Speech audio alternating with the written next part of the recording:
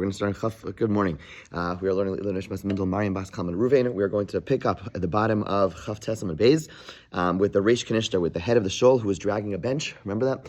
Okay, so again, there's a machlokas of Shimon of Yehuda about Davar Shein by Davar Shein Miskaven, about something which you don't intend to do, but it's going to happen, or it's possibly going to happen. Rav Shimon says it's not a problem. Rav Yehuda says it is a problem, right? So again, you're dragging a bench on the ground. It potentially is going to create a furrow, and that is plowing on Shabbos. Rav Yehuda says can't do it, even though your intent is not to create a furrow. Your intent is just to drag the bench. Rav Shimon says it's mutter. Okay, so Reish Kanishta Devatzar Garar Safsala Elam Rabbi Yirmiyah Rabba. Okay, so there was this head of a shul in a place called Butzer who was dragging a bench on an unpaid service in front of Rabbi Yirmiyah Rabba. Amrle Rabbi Yirmiyah Rabba said to him, Kiman, why are you doing this? Who do you hold like Rav Shimon? Like Rav Shimon? Amr Dam Rav Shimon Big Dolam. Rav Shimon only said this in regards to a very large object, something which is like impossible to carry on your own. Delo Efshar, it's not possible. But a small thing like this small bench that apparently he was dragging, Rav Shimon never allowed that. In other words, he's suggesting even though Rav Shimon even though Rav Shimon said that Davar Shein Miskaven is mutter, that's only if you're really stuck. But if you're able to do it another way, in other words, you have this, it's just a chair. You can pick up the chair, and there won't be any issue of creating this furrow. Then it should not be allowed. So Pliga de Ula, Rav Yirmiyah Abba disagrees with Ula because Ula has a different understanding of the machlokas between Rav Shimon and Rav Yehuda. Ula machlokas bigtan. Ula says no. The dispute between Rav Shimon and Rav Yehuda is actually about small things. Meaning there, Rav Yehuda says you can't do it, and Rav Shimon says you're allowed to do it. But regarding large items, even Rav Yehuda would say it's allowed. In other words, Rav Yehuda who said Davar Shein Miskaven is aser, that's only because it's a small thing and you can do it another way. But if it's a big thing, which the only way to get this couch or whatever it is by dragging, the only way to do it, there even Rav Yehuda would agree. Okay, now we're going to ask a question on both of these approaches. Maser Rav Yosef, Rav Shimon Omer. We have a brayso that says like this. Rav Shimon said, Gur adamita kisei v'safsel. You're allowed to drag, according to Rav Shimon, you're allowed to drag a bed, chair, or bench. Uvad shlo yiskaven las yischar. It's as long as you don't intend to make a furrow, but if it happens, it's okay. According to Rav Shimon, Ketani and the brayso basically teaches Gedolim Ketani Ketanim. It speaks about chairs, it speaks about benches, it speaks about both big things and small things. Okay, so there's a question on both approaches. Why? Because according to Rav Yirmiyah Rabbah, he said it was only by big things, not by small things, and this brayso seems to be saying both big and small. According to Ula, it's a question because Ula said that even Rav Yehuda would agree by big things, and here it seems to be saying it's only Rav Shimon who says both that only allows big things. So Kash Terbayi's question for both of them. Ula Mataretz L'Tamei, Rav Yirmiyah Rabbah Mataretz L'Tamei. Each of them answer according to their own opinion. Ula Mataretz L'Tamei, Ula says Mita Dom Yedachise, that this brayso was talking about a bed. It's talking about a bed which is similar to a chair. In other words, don't think we're talking about a big bed. Rather, we're talking about like a little small bed, like a blow-up mattress. It's nothing. Okay, and therefore, it is only talking about small things, which was Ula's approach. Ula was saying that Rav Shimon says his opinion only about small things. Rav Yirmiyah Rabbah Mataretz L'Tamei, Kisei Dumya Demita. He says the opposite. When it says a chair, we're not talking about like a chair like in front of me. We're talking about like a recliner chair, which is very heavy. And therefore, the brayso was only talking about big things. Basically, we're saying the brayso itself could be interpreted to mean all small things, all big things, and therefore there's no question on either approach. Okay, one more question. Masiv Rabbah. Rabbah asked a question on Rav Yirmiyah Rabbah's approach. Again, Rav Yirmiyah Rabbah said that Rav Shimon, who allows you to drag a bench, is only by a really big bench, but a small one you can't do it. Why? Even though it's Eino Miskaven. Again, I take a chair over here. I'm dragging it. I don't intend to make a furrow, but since I'm able to pick it up, therefore it should not be allowed. So he holds again. The way he interprets Rav Shimon's approach is Davar Shein Miskaven is mutter, but if you're able to avoid it entirely, you must avoid it entirely. That's his approach, okay? So we're going to bring a question from a totally different case, but you're going to have the same principle, okay? There's a halacha, you can't wear shatnez, right? Straightforward halacha. But if a person is back in the day, the way they would sell things, it's kind of like the sellers would wear the items. They would wear the items to show you, where they'd put the items on their arms and whatever it is. They'd walk around carrying these items that they sell in order to show the purchasers. They weren't wearing it for themselves. They were covering themselves with it as a way of displaying it to others. They didn't have a storefront, so some people walk around. You want to sell garments, you walk around holding the garments on your hands. Okay, so in that case, the person intending to wear the clothing.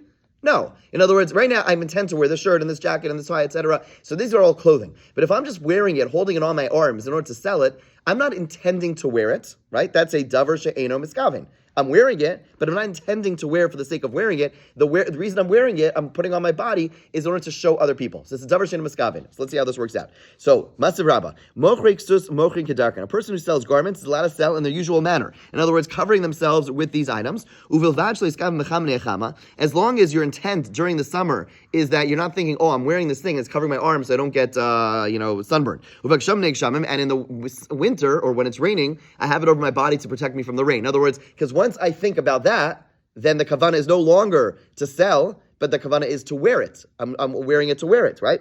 Vatsnuin, and tsnuin in this context, and important by the way, the word tznius is not about like hemlines and whatever. Tsnuin means like someone who is like, someone who is a special person, someone who does things in the right way. Mafshilin v'makel lacharan. They put it on a stick. They don't actually put it on their body at all. Okay? So basically, instead of putting it on their arms, instead of putting it on their clothing, they put it on a stick, and that's what they do. So ask the Gemara, we're talking about a case where the person is always able to avoid the shatnez problem by putting it on a stick, right? Which is essentially similar to the case of carrying a chair, a small thing. And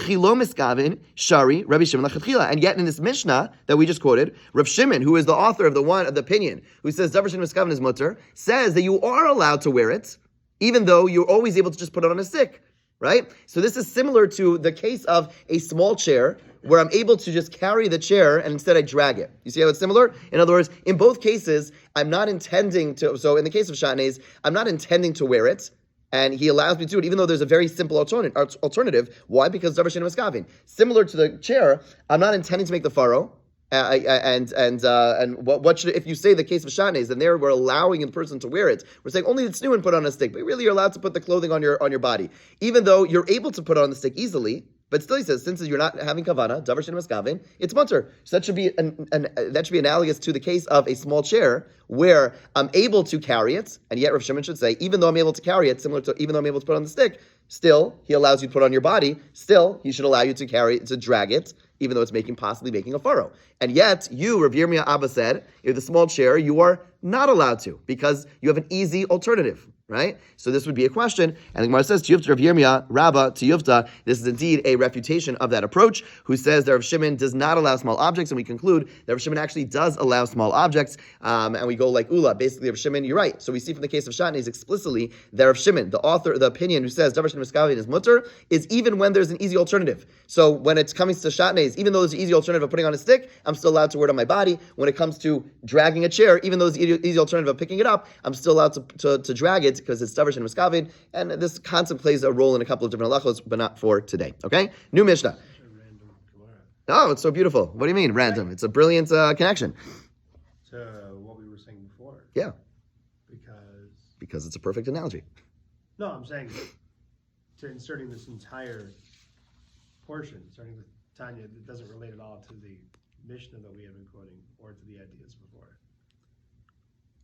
Oh, yeah. Yes, correct. It's a similar type of, correct. But that's fine. That's fine. Okay, let's do the Mishnah. Next Mishnah, okay, very fine. Mishnah, which we're going to not unpack too much today because we have a lot of Agadata. Hamechabes in air. A person who extinguishes a candle on Shabbos. Mipneishu misyar b'nei nachrim. Because they're afraid of idolaters. Apparently there were certain days in the calendar where it was forbidden to have any lights on. You're not allowed to have a candle on. So it was a Friday night. It happens to be the holiday of the non-Jews, and they're going to come and they're going to start throwing rocks at your windows. So that's why you turn it off. When they list him, or because of bandits. Apparently, they would see these lights on, and it could potentially cause a problem. Because of literally an evil spirit. But many of the first understand what this means is a person could feel a depression, some sense of depression. It's one of the earlier sources that we find in our sources that talk about depression.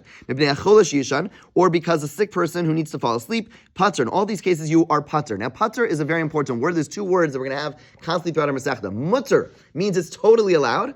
Pater means you are not liable to bring a chatas, but you shouldn't do it.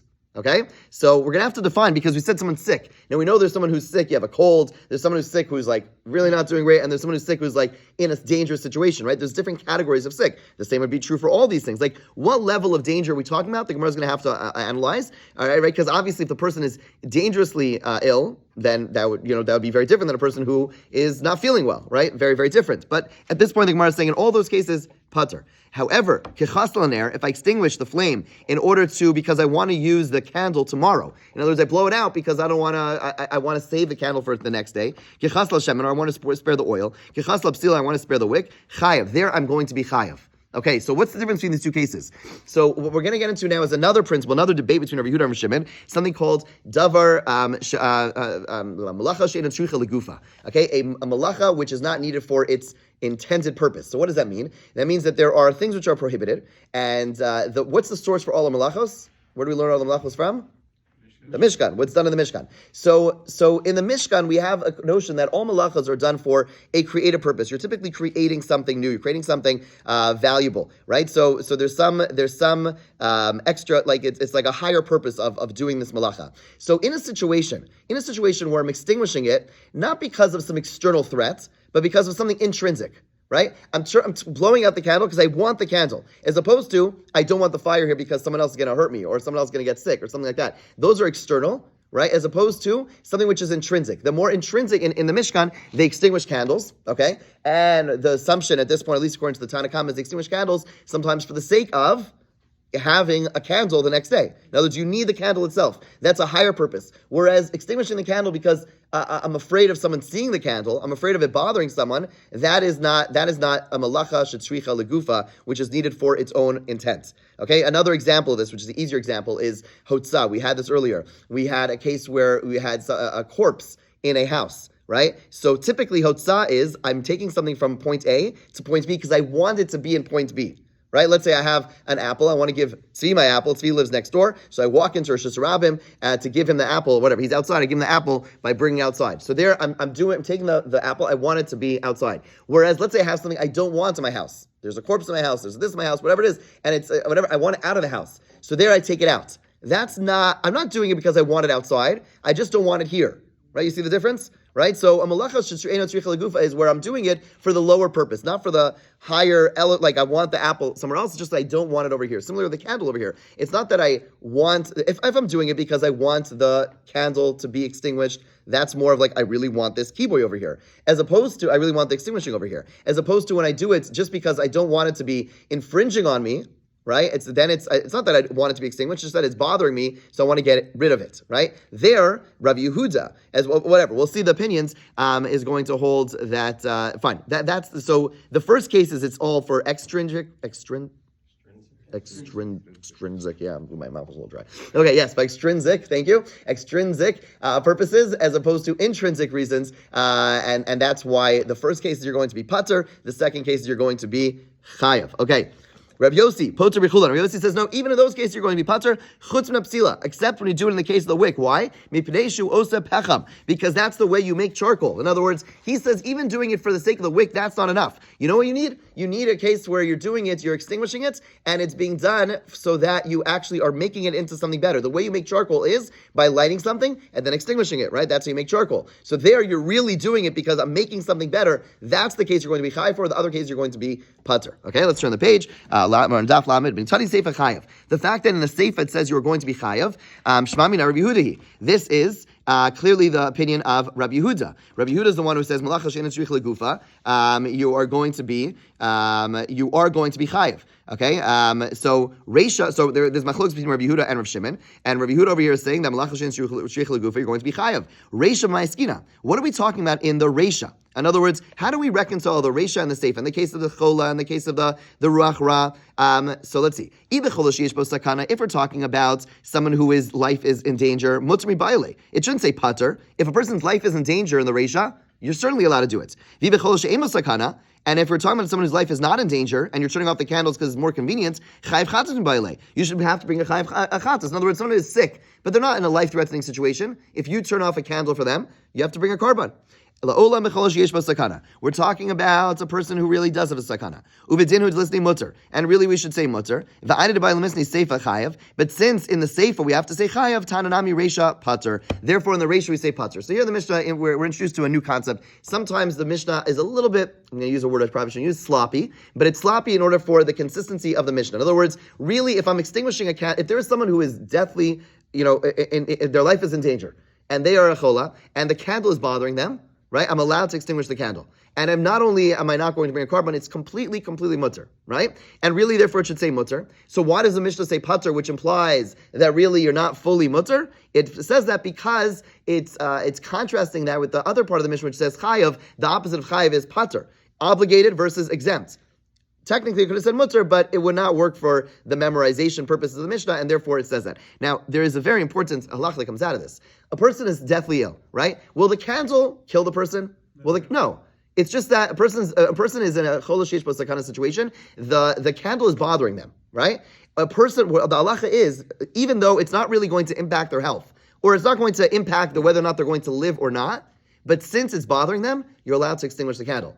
Right? And in other words, you're for sure allowed, let's say, if a person is, had a concussion, whatever it is, and Hatzalah comes, could Hatzalah take them to the hospital? Of course. That's going to bring them to life-saving things. That's Pashut. What we're learning in this Mishnah is, okay, the person is in that situation. They're already in the hospital, and the TV's on. Okay, that's even a Darabanan. But here we're going to talk about the light is on, and it's a candle. It's a Doraisa. Right? Is it going to make it's going to make it more comfortable? It's going to help them. Is it going to save their life? No. I'm still allowed to extinguish the candle. Very important chiddush, right? The halacha is that for Dorais, you're supposed to try to avoid it. For Darabanan, no problem. In other words, TV's on, you're for sure allowed to turn it off or turn it on, by the way. But anything that's going to help them, even though it's not going to really save their life. But if they're in that status, you're allowed to do those things. Again, if you could avoid it, you should avoid it. But if it's going to enhance, you're allowed to do these things. Fine. That's what comes out of tomorrow. I have what seems like not a significant question. So I'm going to hold on it because I'm really late. Okay, sorry. But it's Okay, we learned in the Brisa, if it's for the sick person to sleep, then you should not extinguish it. If you did, you're exempt, but it's still forbidden. Okay, so here we're clearly saying this Brisa is clearly talking about achola, which is by saying it's patur al-asr, not saying it's completely allowed, it's clearly talking about a sick person whose life is not endangered. So he says, yeah, that's a Brisa. It's not the same as the Mishnah. This Brisa you just quoted is talking about a person whose life is not endangered. Rabbi Shimon and it's Rav Shimon, and it's not the opinion of Rabbi Yehuda. Okay? Now we're going to go on quite a tangent. They asked this question. They asked the following question to this man, Rav Tanchum of Nevi. Okay, apparently it was the middle of a shir, and someone asked him a question. Okay, so you have to keep in mind where the guy's in the middle, the rabbi's in the middle of giving this lecture in front of a bunch of people, and someone asked him this halachic question. So as we'll see, he's going to go first and give like this whole agadaic lecture, and then we'll see if he gets back to the question. Okay,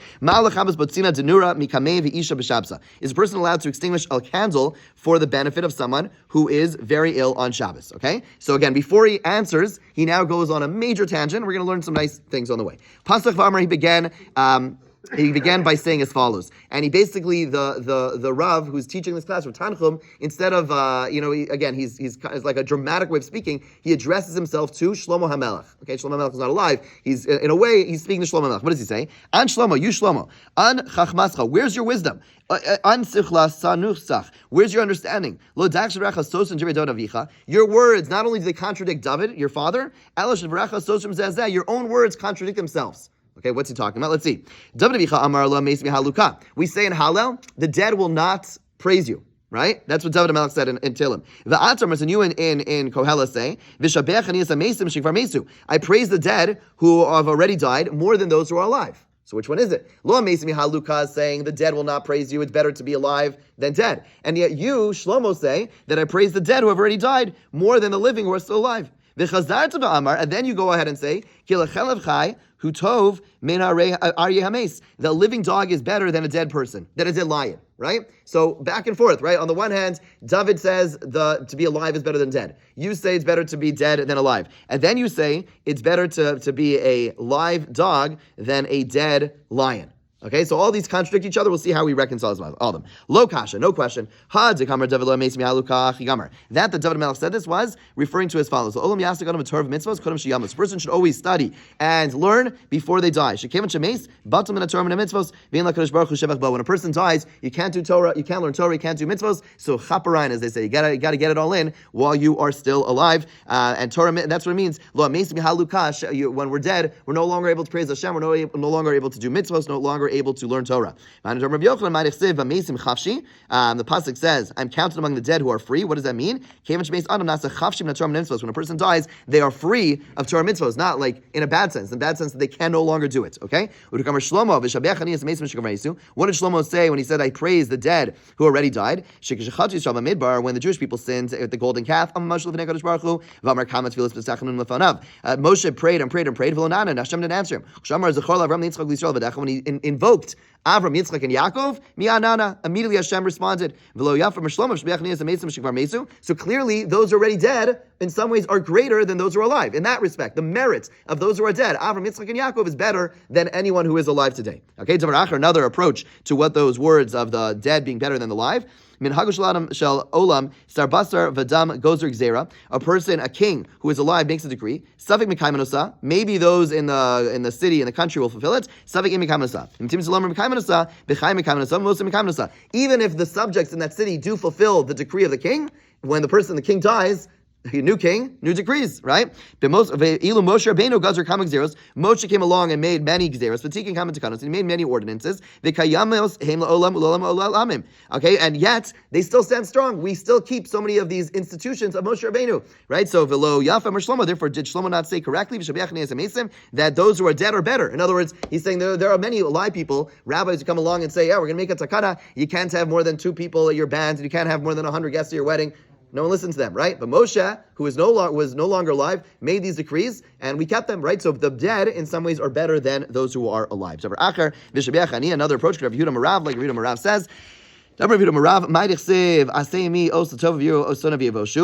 David HaMelech said, Hashem, give me a sign that you forgave me, so my enemies will be ashamed. What was he referring to? David HaMelech, we know he sinned with Bathsheba, and Hashem said, I forgive you. He said, give me a sign, because all my enemies are saying that I was not forgiven. I need a sign, right? So David Baruch Hu, Hashem said, no. He said, David said, okay, so he said, forgive me for that sin. Amrlo macholach, you're forgiven. Amrlo, asemi os b'chai, give me a sign. Amrlo, b'chayacha ani modia. No, during your lifetime, I'm not going to have a sign. B'chai Shlomo bincha ani modia. In the times of Shlomo, you're going to have a sign. What is that? So let's see. Shabana Shlomo, as Beis HaMikdash, when Shlomo built the Beis HaMikdash, bikesh lachnis Aron lebeis HaKadosh HaKadoshim. So Shlomo again built the Beis HaMikdash, and David, and he wanted to bring the Aron into the Holy of Holies. Okay, Davku Sharm Zebazeh. The gates of the Beis HaMikdash were glued stuck.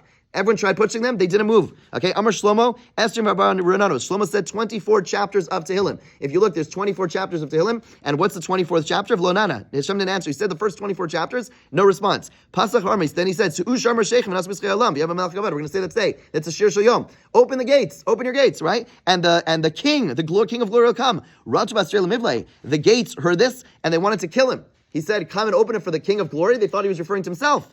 So he said, no. Amru, mi uzeh melech hakavod. They said, who's the King of Glory? Is it you? Amru, no. Hashem izos v'gibor. Right? Now you're going to read that chapter in a whole new way, right? Shlomo's saying, Sushar Meshechem. They say, mi uzeh melech hakavod. You're calling yourself melech hakavod? He says, no. Hashem izos v'gibor. I'm referring to God, right? Chazar Amr. Then he said again, Sushar Meshechem uzeh b'schaylam v'yam melech hakavod. Mi uzeh melech hakavod. Hashem tzvakos melech hakavod sela. V'lo nana. Still no answer. Then he said, Kem Shamar. Continue the next psukim. Hashem Elokim al tash b'neim shichacha zachor lechaste David avechla. Remember David, your servant. All of a sudden, what happens? Miyad he was answered. The doors open. The enemies of David who said he was a sinner and was not forgiven, their face turned like the bottom of a pot. Everyone then knew that he was forgiven for that sin. Those who are dead in some ways are better than those who are alive. During his lifetime, David wanted to get forgiveness. He was not given forgiveness. In his death, he was given forgiveness. And so just parenthetically, we'll pick up tomorrow. We're almost done, almost caught up. But why is it that over here specifically Hashem wanted to give a sign that David was forgiven? The reason is because David was initially supposed to build a base of English, then Hashem said he can't do it. Why could he not do it? Because his hands, the pasuk says, he was told, your hands are full of blood. You who killed so many people, you can't build a base of English. But the enemy said, you know why he can't build a base of English? Because he's a sinner. He's a terrible person because of Bathsheba. So what did Hashem do? Hashem said specifically in the context of the building the base of Mikdash, that's where they had to see was the schus of David HaMelech. It wasn't because of the sin. It was because he wasn't allowed with his own hands. But they had to show there was a schus of David HaMelech which allowed the base of English to finally be complete. Okay, and that's why, and that's how they learned that he was forgiven. We'll pick up on this tomorrow. Have a great day.